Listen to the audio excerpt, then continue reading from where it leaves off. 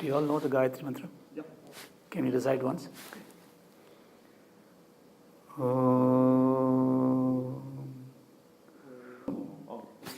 Om Bhur-Bhuvasvah Tasya Vidurvarenyam Bhargo Devasya Dhimahi Dhiyo Yo Na Prachodayat. Om. It's a Mahamantram, so if you can repeat the one. The Gayatri Mantram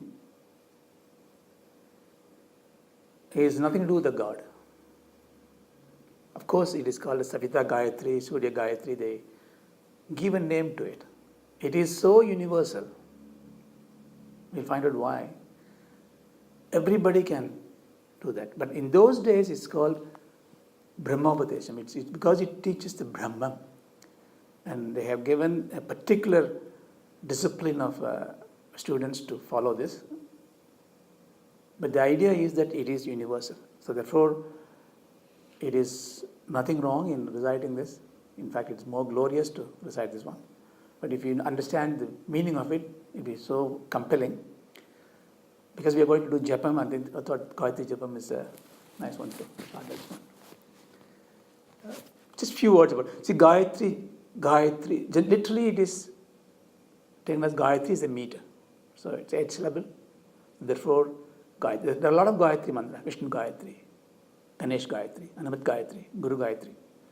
All praying to one particular God form in that meter. Therefore, there are lots of Gayatri mantras. But this Gayatri mantra, this is actually called Brahma Gayatri. But what I also like to say, this Gayatri mantra originally in the Rig Veda has got only Tatsya Vidurvarenyam Bhargo Devasya Dhimahi Dhiyo Yo Na Prachodayat. That's the origin. Shuddha Gayatri is called. Then only we did a Taittiriya Upanishad is the one which gives the direction of it. Adi Shankara put together that Pranavaha, Cha Pranavaha, Vyakritraya, Cha Pranava, Japa, Vipasasya Vidhi. Therefore, when you recite the Gayatri mantra, start with the Om, Pranava, Vyakritraya, Bhuva, Bhuva, Swara, Triya. Then Om in the end. That's the reason why the Gayatri mantra should be recited like Om Bhur-Bhuvasvaha Tasya Vidurvarenyam Bhargo Devasya Dhimahi Dhiyo Yo Na Prachodayat. Om. And there's a logic in this. The word Gayatri comes from the root Gai. Gai means to sing. Gayate, Gayata. So that means what sings the praise of the Lord is Gayatri. See, this kind of word meanings you don't get from Nikandu. Nikandu is the Vivagarika Sanskrit, transactional Sanskrit. You go to the dictionary, you find a meaning. It's a meter. But to do this kind of Vaidika Sanskrit, you need what's called Nirukta. Nirukta means that which is not revealed, that not told. There are a lot of Niruktas. The last Nirukta is written by a rishi called Yakta. Because he says this is referred to previous Niruktas. Therefore, we can say it's a last Nirukta. So when you go to Nirukta and you refer to that, they give you the meaning in the intended meaning of it. There he says, which prizes the Brahman is Gayatri. Also, Gaya also means prana. You know the place called Gaya? Where we do all the Pitrakaryam? It's because it's a prana. Gaya means prana. Prana where originate, where merges. So Gayatri is where the prana originates and merges. So when you did this Vyakritis, Balaji was mentioning that many classes back. So prana Akriti, where it goes in there. So Gayatri mantra therefore is for the invoking the pranava, prana, everything inside. So it's such a universal mantra to do that. There are a lot of meaning, but I would say a simple take would be, I pray to that which creates all the universes, by praying which, let my knowledge, is my understanding, be propelled. Prachotayat is not, see, this is very important to understand. It's not, we are not asking for new knowledge. It says that which I know, which I do not know yet, let it be propelled, be invigorated, come out of me. Therefore, you are not, because you have to remember, what you attain will go away. Attainment is not our goal. Attainment is the goal in the world. We want to attain fame, name, money. But knowing that will go away, but we want to enjoy it. That's fine, we do it. But this is not attainment. This is about revelation. That it's Ishta Siddhi. We already, Chitta Vastu, we already got it before. So Gayatri is basically to please propel that into me. Which one? That. What is that? That's Savita. Savitur. Savita means that effulgence and the bright part of it. Bargha means literally that is sun, light. But it is that light of light, that which reveals everything. Where is that light of light? Not the sun. Because to see a sun, you need the eyes. You close your eyes, you can still see the sun. When sun is not there, darkness you can see. So the light which is more powerful than the sun is within us. Because that we can see. Sun cannot show the darkness. Go to sun god, sun, show me the darkness. What can he do? He'll be helpless. Because wherever he goes, there is more darkness. He can't reveal darkness. But we can see darkness. We can see light.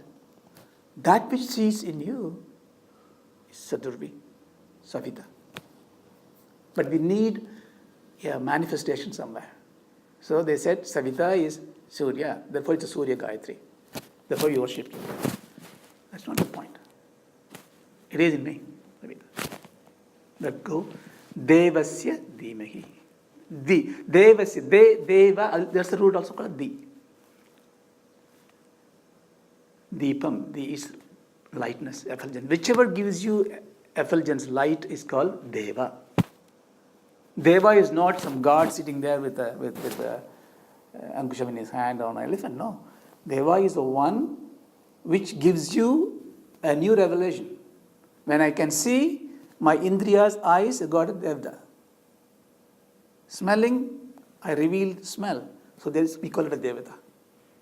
Therefore, every sense organs is a Devata. That's why we have 33 crores of Devata. So they put a number.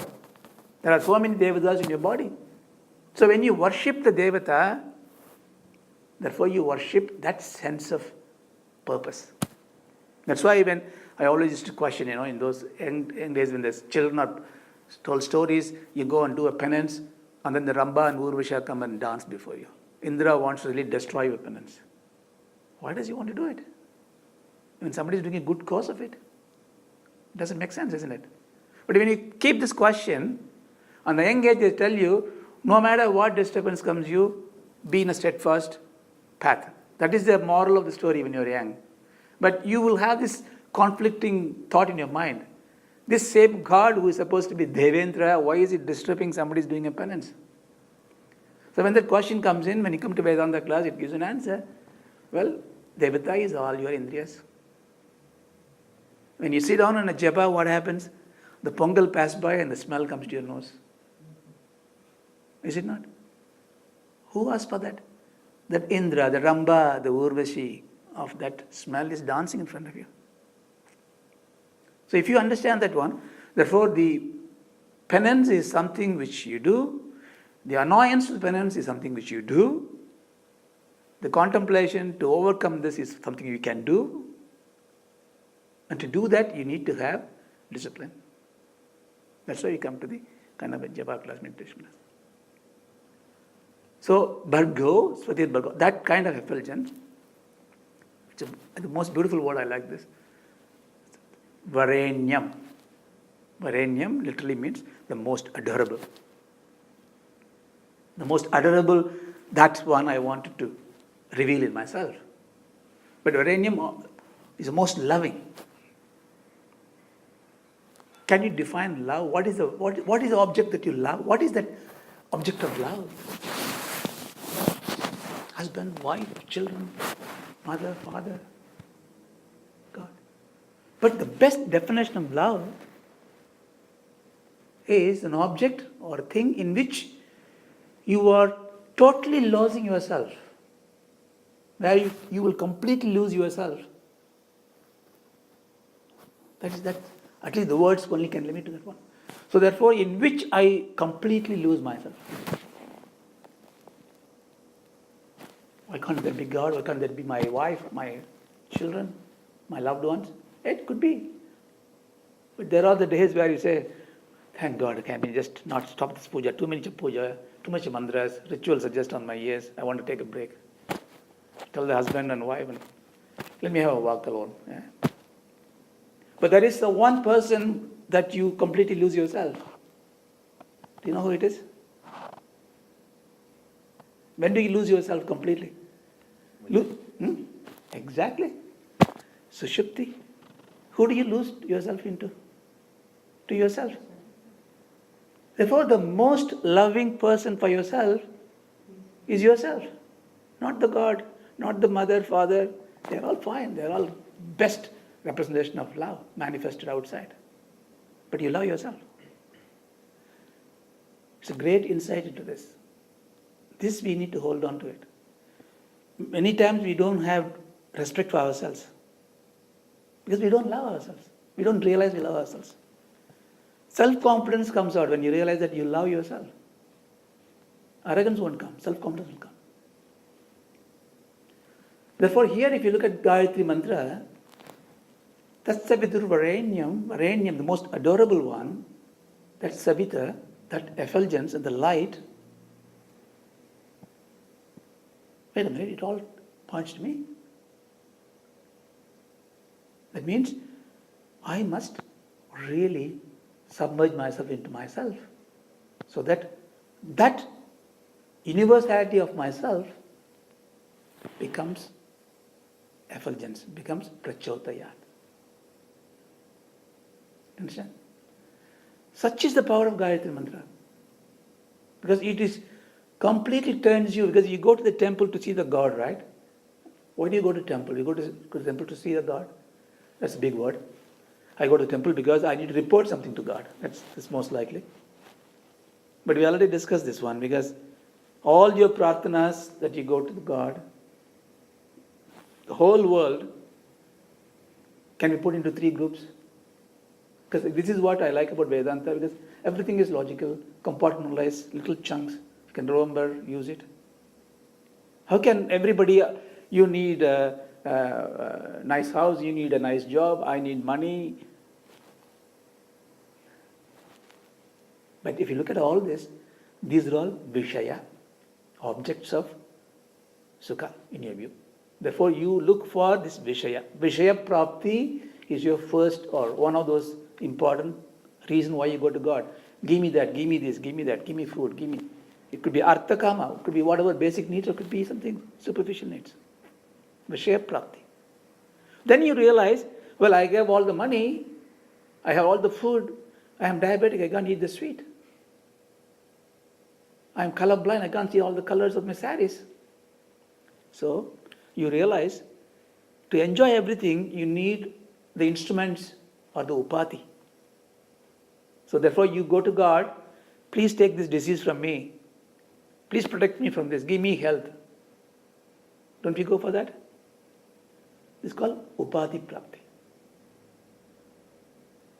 When you're a little bit wiser, a little bit sophisticated in your approach, you say, I may be perfectly fit, I may have all the money in the world, but to enjoy that, I need a right environment. I had all the money, I'm in Sahara, stranded now, what can I do with this? I need to be in a good place, good community. So when I'm eating and everybody is sitting around me without any food, can I enjoy it? No. So I need a sat loga prapti, nice atmosphere around me. Okay, when you pray for that, I think you are already in an elevated soul, because you're going to the God to pray let there be Sukhino Bhavantu, let there be peace everywhere. When you're going to the temple, oh, I didn't come to see the God, I came to ask for Vishaya Prapti, tick. Or I came to ask for Vishaya Prapti, Ubadhi Prapti, tick, tick. When I came to ask for Loka Prapti, I do Namaskar to you. But then, even if I get all those things, why are you still coming to the temple? Find a Sadatma among ourselves who are coming there. Swamiji, are you okay? Everything's fine? Yeah. We normally don't ever say, I am okay. When I ask you, how are you? Chalta hai. We never say, I am perfect. No. There's something wrong there, right? This is why, no matter how often you go to temple, how many punya karyas you do, how much of Vishaya Prapti you get, fit body, bit loga, there will be always an atripti. There will always be something missing. And also there will always be a fear of losing or the lost and distress. More importantly, even when I'm enjoying it, I'm entangled by this.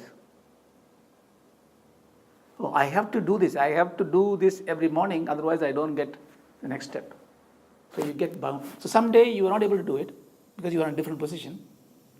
There is maybe a good cause or a whatever cause. Maybe drinking coffee every day. One day you couldn't get a coffee. That becomes a problem. It's called bandhakatva.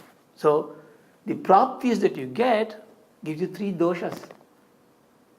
Atriptigatvam, so it never gives you satisfaction.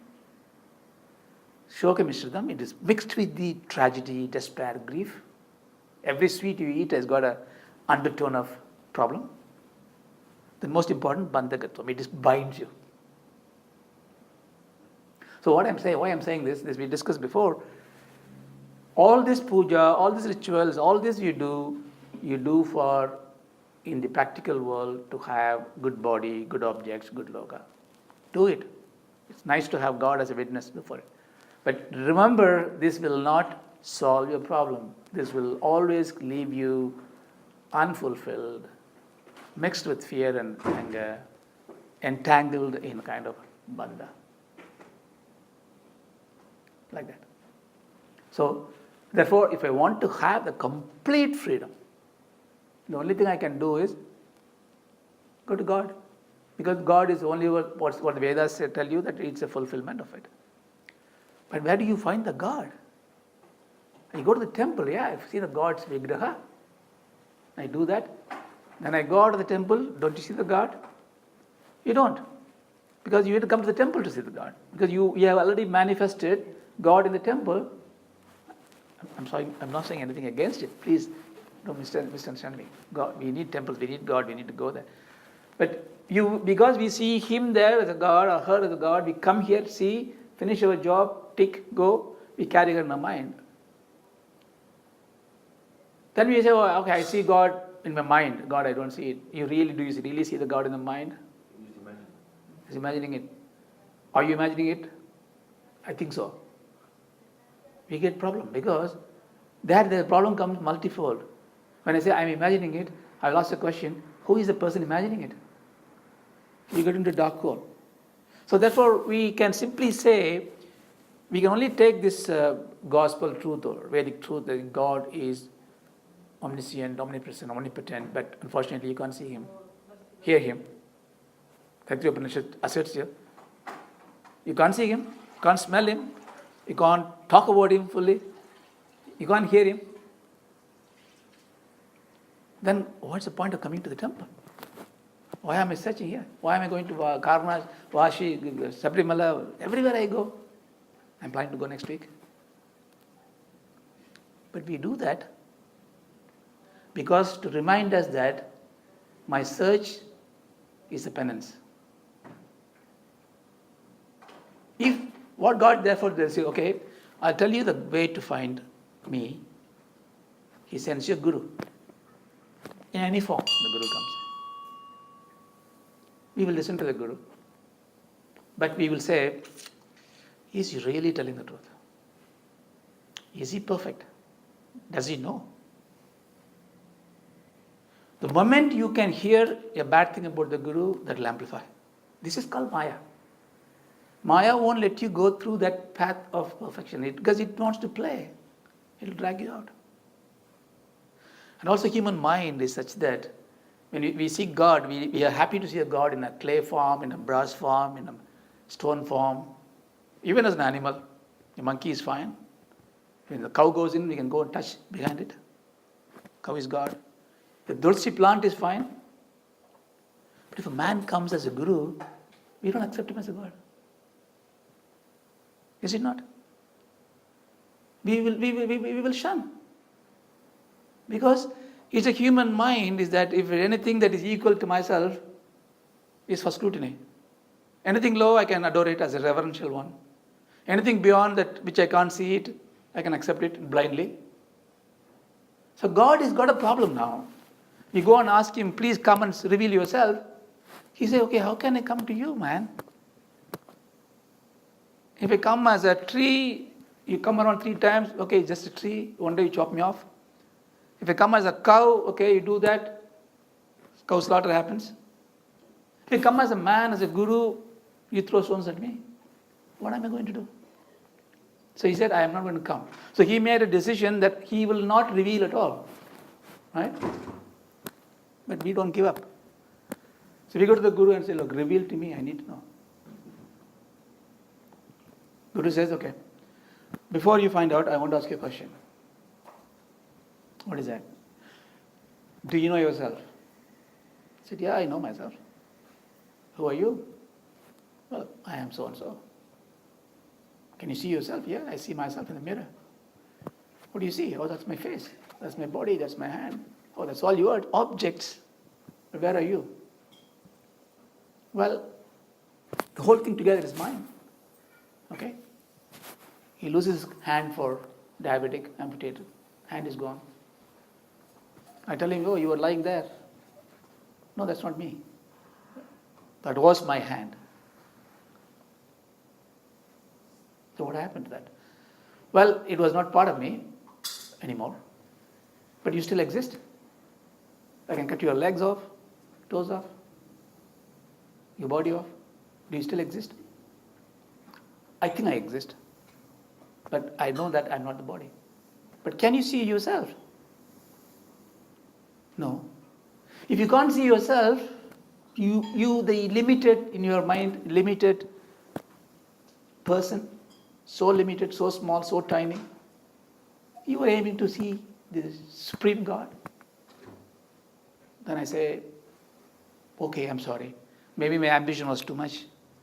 Should I stop looking for the God? I said, no, my child. What you're looking for is only one. That in which you can't see yourself. That is a seeker. That's a seer. The seer is never seen. Drik is never seen. Everything is drishyam. Even the God comes in front of you, is a drishyam. He'll go away. Krishna comes, Krishna will go away. Jesus comes, Jesus will go away. Rama comes, Rama will go away. Paramacharya comes, he'll go away. Tomorrow if Shiva comes in, he'll go away. Because not going away, the form goes away. Do you understand? That's the point. It never comes, because whatever comes goes. We never achieve. Whatever achieve will go. Never attain. Whatever attain will go. But what remains ever, remains forever. That is the Satya. Okay. God, these are all going too much on my head. Can you give me a simple way? He tells you, okay, I will give you my Vishwarupa Darshan. Are you happy with this? Yes. Show me. So it is, we know in Mahabharata and Bhagavad Gita, it's also visionized. And Arjuna says, I can't see your Vishwarupa Darshan. I need a special eyes for that. 3D glasses, 4D glasses, 7D glasses. So the cinemas and the television series have shown us a Vishwarupa Darshanam with Krishna's image just grows taller and taller and taller as the screen fills up with so much of hands, faces, so much of light comes out. Then you need a special eyes. That's the best they can show. But is that it? It's taken a form, right? Because once you have a form is what? Has got a boundary. Weight, height, light, dimension. You can have 10 dimensions, 100 dimensions. It's a dimension. If you can dimension it, it's bounded. If it's bounded, it's limited. I don't want it. So, therefore, Vishwarupa Darshanam. Vishwam means the world. They come from, the root is come from Visha, Vishama. Shama means Sama or Shama. You can say it either way. It's Atma. Vishama means mind. Visamam or Vishamam is mind. The literal meaning of Visa is visit. In English like this, visiting. Visit comes from Visa. Visa means that which enters into something. You understand? Vishama is that which, Sama is just doesn't enter anything, it just stays there, Atma, it is as it is. Vishama is that which gets into something else. Mind gets into something else, mind is called Vishamam. The world is something in which God creates a manifestation, God's into it. So everything is Chaitanyam, the Pranavam is inside it. So inside you, that what you're searching to find out who you are, that seer is that Samam. Who you are not is the Vishamam. Vishamam is the mind. We say to the child, oh, don't do Vishamam. Sit quiet, don't do Vishamam. I mean, don't go by your mind. Vishamam, Samadhi, stay put. That is, you be in your Chaitanya, state of Chaitanya. So what is God tells you, what Krishna is telling Arjuna, when Arjuna is given the vision, not he's got a 5-dimensional glasses, he says, look now the whole world, the Vishwam. Everything you see has got inside this Chaitanya. Therefore, you don't go to the temple to see the God. Of course, you go to the temple to the God. See in everything that you see in the world. Therefore, I see you as a God, I see him as a God, I see a cow as a God, I see my enemy as a God. Is it easy to do? That is the eye that Arjuna wanted. He is not getting a 7-dimensional glasses. That is a vision that we need. That's a vision Krishna gave it to him. See everybody as God. That is called Vishwarupam. So now God tells me, you were searching for me all the time. I told you, search yourself. You couldn't search yourself because you were not ready for it. Therefore I tell you, see me in everything. How profound it is. So if I can see the God in everything, and I know that God is myself, which means I see everybody as myself. Now I come back to the original equation. What's the equation I said? Varenyam, the most loving one, in which one can easily lose oneself. We have proven that it is only us, because sleep is an example, we lose ourselves into ourselves. Therefore, the most loving thing for me is myself. Now I see Vishwarupam, which means I see God in everything. God is myself. Therefore, I see myself in you. Therefore, if I can lose myself in loving myself, if I see myself in you, how can I have enmity at you? How can I be angry at you? Do you understand? Hatred is gone. In one snap, hatred is gone. We are not talking about God, we are not talking about religion, it's not a Hindu philosophy, Christian philosophy. It is the universal philosophy, Vedantic philosophy. To reach that level of tranquility, to see everybody equal, everybody is ourselves, is the ultimate goal of Manusya. Man hitam. To give love, hitam to others is manitam, Manusham. This kind of knowledge can only come from human being. Maybe it is there also in mosquitoes, I don't know. Who can we judge? But in our perspective. So I went a long way just to give you this gist of it. The reason I said this, because now if we all know The purpose of the Vedanta classes, Upanishad classes, Sahasranama Bhajan, Swami Puja, good seva, social services, all that to see Vishwarupam. Remember that. And the Vishwarupam is in me, in everyone else. Now, how do I make sure this knowledge of myself in everybody else is propelled on effulgence and coming out? I need to pray for that. Why I need to pray for that? Because I still have an unfertile mind. Remember, mind always throws weeds. Even now it tells me, okay, when he's going to finish the class, I need to park my car out. Necessary things mind will tell you. So we need to somehow turn the mind towards this. That's why we take the japa. So on that, say, the Gayatri japa, okay, the first part which is added tells you, because you know all about Vyagatis, Om is the universal stuff, and we need months to talk about Om, and then Bhur-Bhuva Swaha. I don't know, some of you who have had Brahmopadesham will say before that a pranayamam, there they will say Om, Om, Bhuva, Om, Bhuva, Om, Swaha, Om, Aha, Om, Janaga, Om, Tapaga, Om, Satyam. So all the whole thing. Then you say that all the seven world above you, then seven world below you. This is all Puranic stuff, okay? In Gayatri, everything contains. Everything above me, everything below me, in between. See, if you think there is inside and outside, there is always inside, right? There is always outside. There is middle. Therefore, if I say Om Bhuvaha, Om Swaha, Om Aha, Om Bhuvaha, Om Swaha, or three things. You say one above me, one below me, and in between. Everything else. In other words, the creator of everything else. Entire thing, whole thing, beyond me.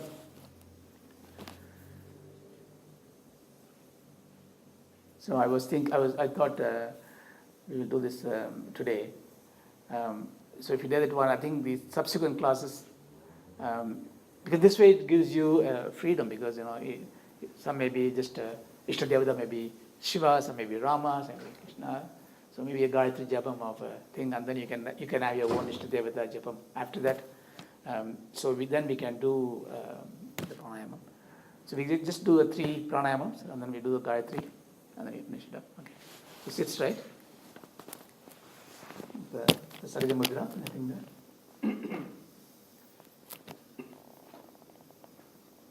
Close your eyes gently, half shut.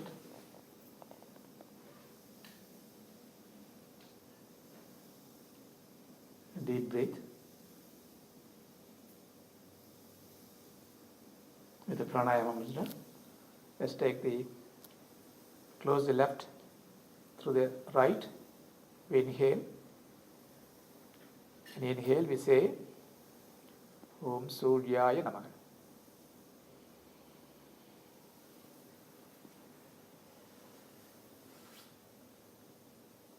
Keep it for a few seconds.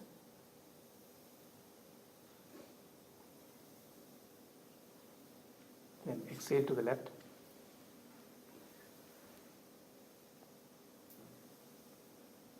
And exhale through the left. Om Somaya Idam Namaha. Few seconds. Exhale.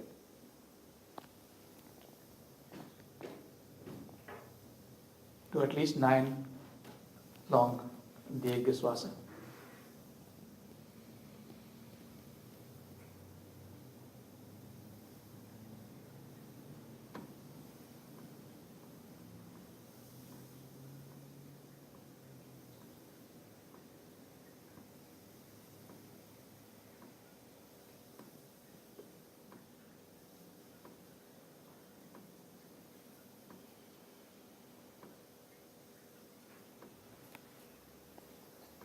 Breathing be deep, bulge your abdomen and contract it.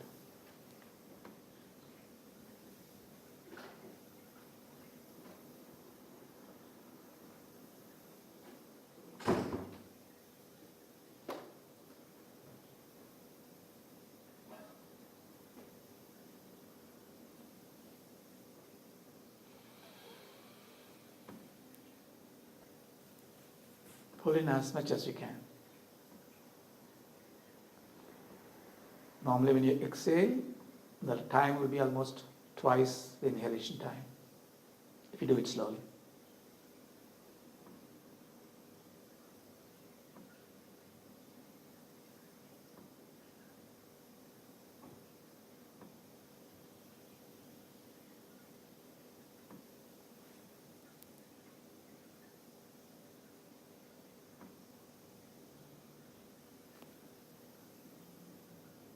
Three more.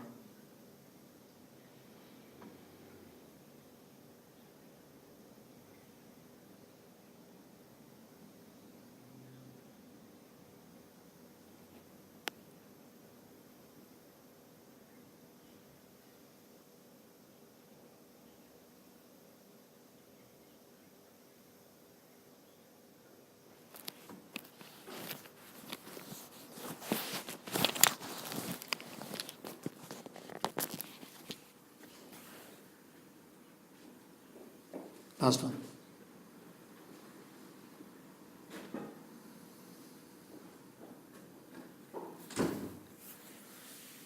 Relax. Bring your hands to Sakija Mudra. Just chant 9 times Gayatri. You can say either loud or you can say in your mind. Om Bhurvasvaha Tatsavidurvarenyam Bhargo Devasya Dhimahi Dhiyo Yo Na Prachodayat. Om Bhurvasvaha Tatsavidurvarenyam Bhargo Devasya Dhimahi Dhiyo Yo Na Prachodayat. Om Bhurvasvaha Tatsavidurvarenyam Bhargo Devasya Dhimahi Dhiyo Yo Na Prachodayat. Om Bhurvasvaha Tatsavidurvarenyam Bhargo Devasya Dhimahi Dhiyo Yo Na Prachodayat.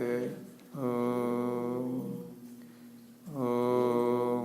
Bhurvasvaha Tatsavidurvarenyam Bhargo Devasya Dhimahi Dhiyo Yo Na Prachodayat. Om Bhurvasvaha Tatsavidurvarenyam Bhargo Devasya Dhimahi Dhiyo Yo Na Prachodayat.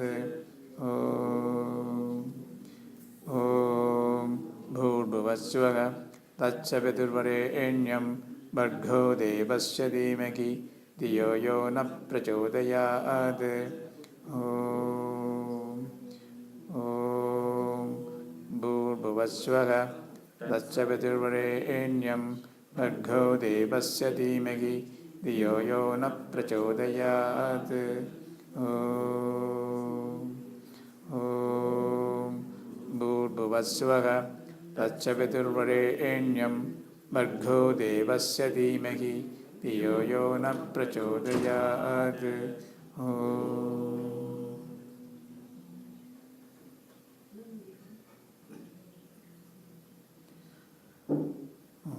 Purnamada Purnamidam Purnamudachyate Purnasya Purnamaya Purnamudachyate.